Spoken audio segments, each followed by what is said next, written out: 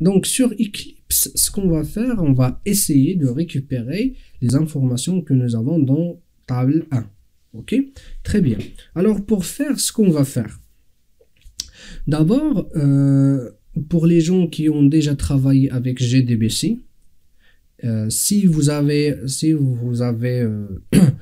pas testé GDBC avant, vous n'avez pas travaillé avec GDBC avant, donc essayez de comprendre. Si vous comprenez pas trop, vous cassez pas la tête, parce que là je vais juste vous montrer que ma connexion avec la base de données est bien faite. Ok, c'est pas seulement de faire get connection et c'est tout. Ok, très bien. Donc là, donc connexion établie, très bien. Ce que je vais faire là, c'est out. Ok, je vais dire récupération des infos. Je vais dire comme ça, ou bien lecture des infos, comme vous l'appelez comme vous voulez. Et là, sysout, et là je vais dire fin de récupération des infos. Ok, entre les deux lignes, je vais essayer de récupérer ces infos. D'abord, il faut comprendre que pour faire ça, donc on va créer ce qu'on appelle prepared statement.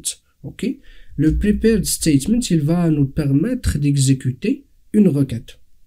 Ok, donc prepared, contrôle espace, et ici vous allez voir prepared statement du package SQL. Ok, donc je vais l'appeler prepared statement égal. Donc cette prepared statement, on va la récupérer à partir de la connexion. Donc con.prepared statement, comme vous voyez ici, c'est la première. Et ici, il va prendre en paramètre une requête SQL. Ok, tout simplement, je vais dire select étoile from table 1. Ok, très bien.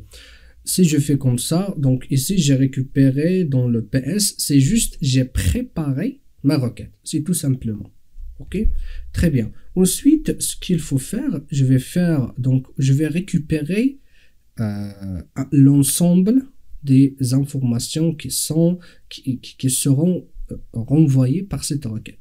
Pour faire, donc, on va faire appel à ce qu'on appelle result set. Ok, contrôle espace.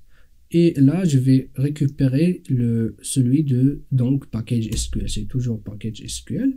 rs égale, donc ça c'est ps.execute. Voilà, execute query. Ok, je vais exécuter la requête. Très bien. Le rs ou bien execute query, il va nous renvoyer un itérateur. Ok, si vous comprenez pas trop, essayez de faire comme moi, ou sinon cette partie c'est pas très obligatoire. Ok, juste pour vous montrer un exemple de GDBC et faire la comparaison ensuite avec Hibernate, et vous allez voir que tout ce qu'on fait ici, on peut le faire en une ou deux seulement deux lignes avec Hibernate, et c'est très simple. Mais là, je vais vous montrer comment ça marche, comme ça, vous comprenez. Hein. Très bien. Donc là, je vais faire, donc c'est un itérateur, je vais faire while rs.next. Ok. Tant qu'il y a, ou bien pointe-moi vers le suivant. Ce que je vais faire tout simplement, sysout. Ok. rs.get string. Renvoie-moi un string. Et la colonne, elle s'appelle colonne 1. Ok, très bien. Et je vais faire CTRL S. Donc là, normalement, je vais afficher dans la console les instances que j'ai, ou bien les occurrences que j'ai dans la table numéro 1. Table 1, pardon. Ok, donc je vais faire clic droit, Run as, Java Application. Et voilà, comme vous voyez, donc connexion établie, récupération des infos. Et comme vous voyez ici, test 2, donc les infos que j'ai dans table 1, et là, fin de récupération des infos. Ok, et comme vous voyez ici, je n'ai pas précisé nulle part qu'il s'agit du schéma public. Ok, très bien. Maintenant, je vais revenir vers dbeaver, faire une